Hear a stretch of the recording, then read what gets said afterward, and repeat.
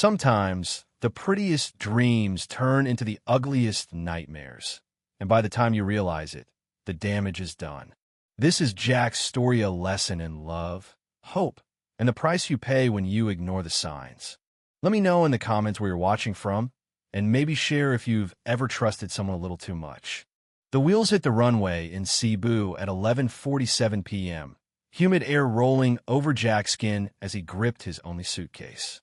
He was 59, had worked decades as a project manager up in Ohio, survived a brutal divorce that left his pension halved and his phone mostly silent, except for robocalls and wrong numbers. But standing in McTan International Airport, lost among strangers, Jack felt this jolt of hope, like he was finally allowed to believe that new beginnings weren't just for kids. "This is it," he whispered, barely believing himself.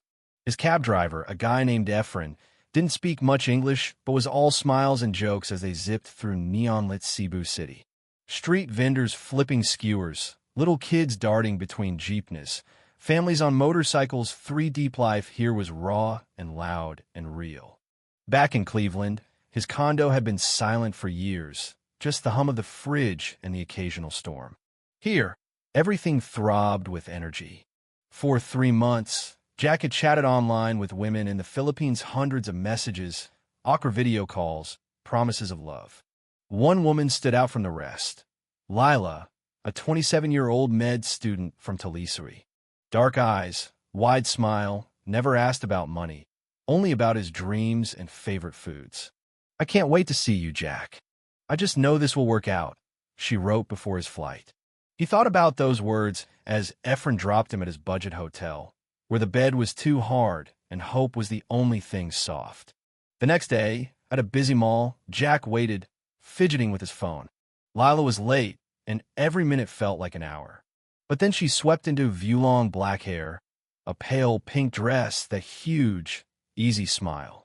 "Jack," she called, running to him, hugging him like she'd found her long-lost brother.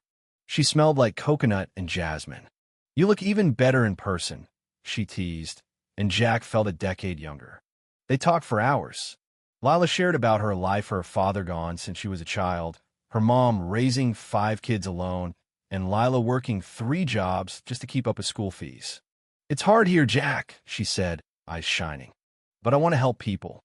Jack opened up too, about lonely nights, about feeling invisible back home.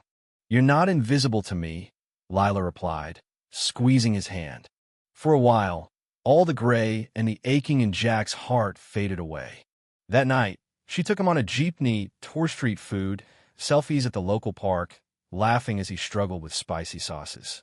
She made him feel like a celebrity, and when she posted a picture of them together, Jack saw something in her eyes that felt real. For 2 weeks, they were inseparable: boat rides, old churches, markets crowded with laughter and sweat. But it was the quiet moments that undid Jack. Lila's head on his shoulder as the sun set over the bay, her hand in his. "Is it crazy that I'm already thinking about forever?" she whispered. "Not all," Jack said, heart pounding. He decided, right then, to risk it all for this feeling. 3 months later, Jack was living in a rented condo in Talisari, the kind of place you remember for the way it smells in the morning coffee and car exhaust. Lila had half moved in, textbooks and pajamas everywhere, her dreams crowding out his old regrets. They made breakfast together, talked about everything. Jack's friends back in Ohio, guys like Mike, ribbed him on calls. "Man, you lucked out, she's gorgeous, and she treats you like a king." And it was true, mostly. Lila called him through the day, left sticky notes on the mirror.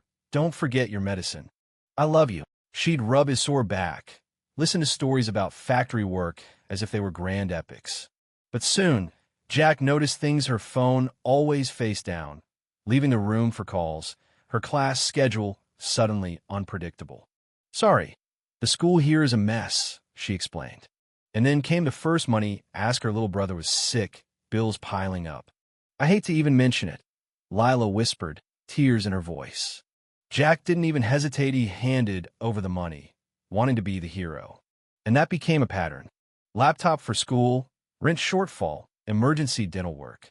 Jack kept giving, not because he was stupid, but because he needed to believe this was real.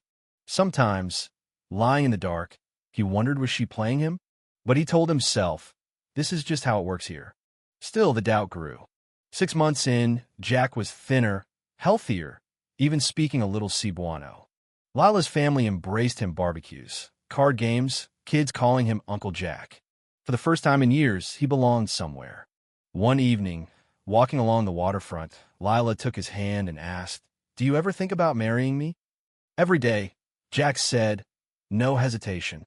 2 weeks later, he proposed, down on one knee in the middle of Plaza Independencia. Lila cried, said yes 3 times, and posted 100 photos online. Their wedding was a small church affair. Her family filled the pews. Jack sighed, just Mike and a work buddy who happened to be in town. He didn't care. This was what he wanted. For better or worse, right? But right after the wedding, everything changed. Lila dropped out of school, saying, "You take care of me now, right?" She pitched a business, a bakery, Lila's Sweets. She had all the numbers, all the plans, just needed Jack to fund it. He handed over $47,000, his last big chunk of savings, signed every document in her name, since foreigners can't own businesses here. Lila promised it was all just paperwork. We're a team. The bakery opened, bright and bustling, but Jack soon found himself pushed out. "You're retired. Enjoy it." Lila insisted.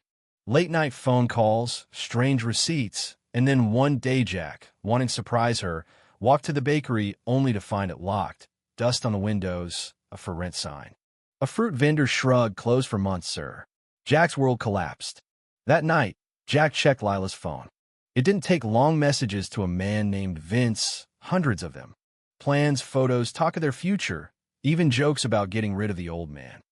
Turns out, Vince had been around since before Jack even landed in the Philippines. The bakery never really opened. Jack's money? Gone. He hired a private investigator, retired cop, Joe. The report was brutal. Vince and Lila were living together, Jack's money funding their life. Worse, Lila was chatting with other foreigners too, lining up her next target. When Jack confronted Lila, she shrugged, cold as ice. "There's no divorce here, Jack. All the money was a gift. Try proving otherwise." She even threatened him, say anything, and she'd accuse him of abuse, get him deported or worse. That was the moment Jack snapped. He called Joe, packed a single suitcase, and vanished at dawn, leaving nothing but a note. "I know what you are. I refuse to be your victim." The flight home felt endless. Jack's buddy Mike met him at the airport, said nothing about the bags under his eyes or the silence that clung to him. For months, Jack could barely eat or sleep. He saw a therapist, Dr. Adams, who told him, "This is a romance scam. It's more common than you think. You need to forgive yourself." Jack started volunteering with a support group, warning others not to make his mistakes. A year passed. Jack got his old job back, started dating again slowly. He met Susan, a widow his age who understood pain and starting over. When Jack finally told her the whole story, she didn't pity him. She called him brave for surviving. Then, 2 years later, Joe messaged him. Lila and Vince had been arrested, scamming at least 6 men. Jack didn't celebrate. He just felt relieved. He'd survived. So, if you're thinking of chasing love overseas, slow down. Protect yourself. Trust your gut. Real love doesn't ask you to give up everything or sign your life away.